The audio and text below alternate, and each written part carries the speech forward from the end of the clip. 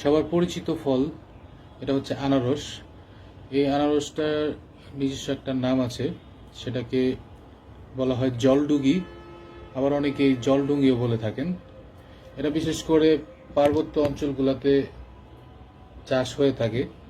তো এখন পার্বত্য অঞ্চলগুলোতে চারা নিয়ে এখন বিভিন্ন অঞ্চলগুলোতেও এর চাষ হচ্ছে, বিশেষ করে মধুপুর, ফুলবাড়িয়া এবং আরও বিভিন্ন অঞ্চলে এটার চাষ হচ্ছে। তো এটা কিন্তু একদম ছোট সাইজে, খুবই ছোট এবং দেখতে অনেকটা হলুদ এবং লালচে টাইপের। তো আজকে অফিস থেকে আসতেছিলাম, তো আসার সময় রাস্তায় দেখি ভ্যানে মামা বলতেছে যে মামা এটা নিয়ে যান, এটা দামে কম মানে ভালো। তো আজকে এটা ট্রাই করব, দেখি এটা কেমন লাগে। এটা কাটা মোটামুটি কমপ্লিট হয়ে গেছে, একদম পুরা টোটালি হলুদ কালার, এবং এর মধ্যে অনেক ছোট ছোট চোখ থাকে, সেগুলো আসলে একটু সময় নিয়ে তুলে ফেলতে হয়। তো ওইগুলো তুলে ফেলেছি। এখন এটা কেটে ট্রাই করি কেমন হয়। একটু লবণ মিশাই নেই।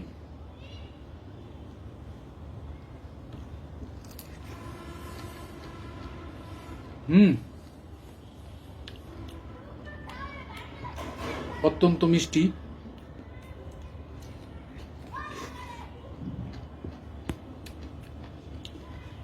খুবই টেস্ট।